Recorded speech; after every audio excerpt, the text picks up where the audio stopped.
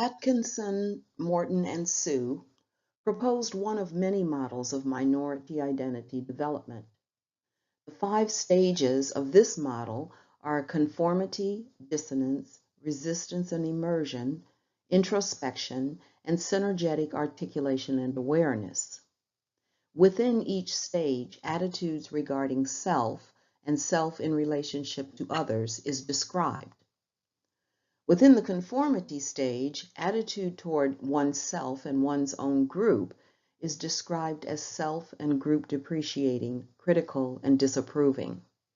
Attitude toward others of a different minority group is described as discriminatory, while attitude toward the dominant group is labeled group appreciating.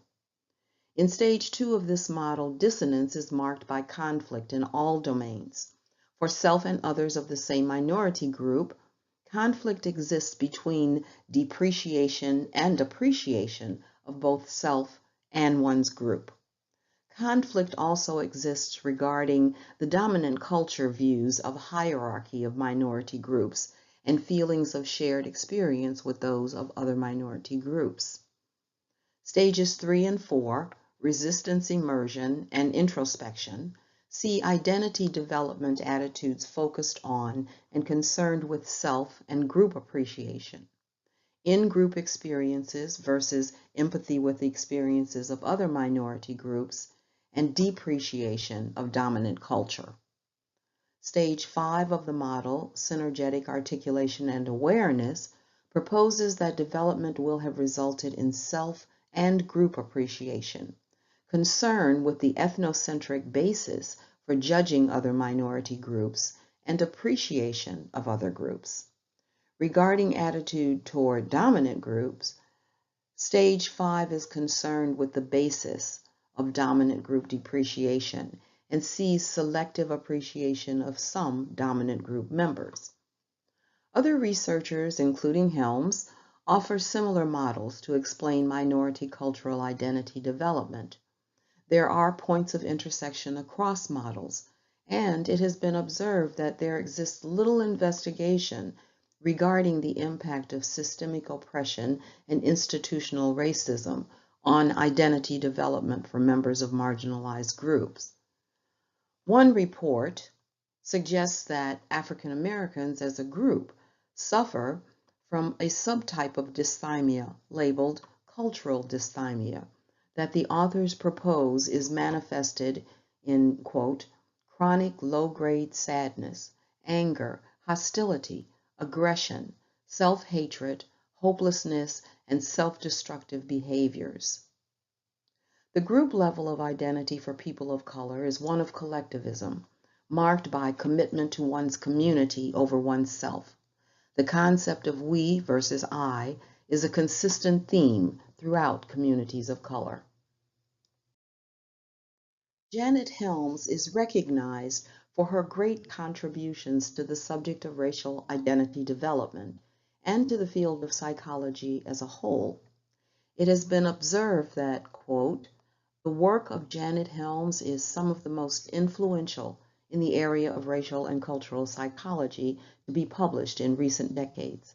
She encourages others to acknowledge the implicit racial and cultural philosophical assumptions underlying their research and scholarship. Helms's work gives voice to the often silent and hidden variables of racial and cultural socialization, end quote. In addition to her people of color identity development model, Helms is credited with the white racial identity development model, described in developmental statuses that are not necessarily progressed through in a linear manner, but in stages through which whites struggle in the process of making the invisibility of their whiteness visible and understood in its power to bestow unearned privileges. The first status is contact and is described as a state of obliviousness. Whiteness is not reflected on, and there is no awareness of unearned privilege.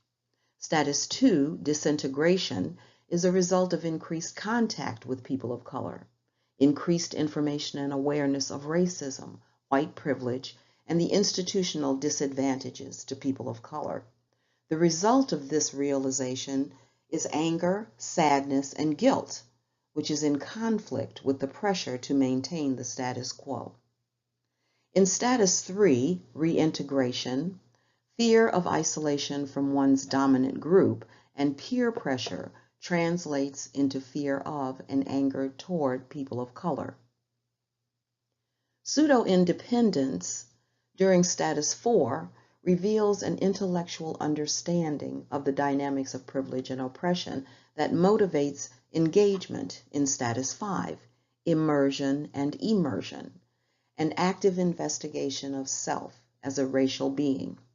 There is questioning of societal privileges as a result of being white. Guidance is sought from white advocates regarding how to think about white identity. The final status, autonomy, is achieved when a positive white racial identity has been internalized and there is a commitment to anti-racism, continued self-examination, and greater interpersonal interaction with diverse others. The group and community levels of identity are anchored in an individualistic perspective. Within this worldview, the efforts and actions of the individual, rather than the group or community as a whole, is the measure of success and personal value.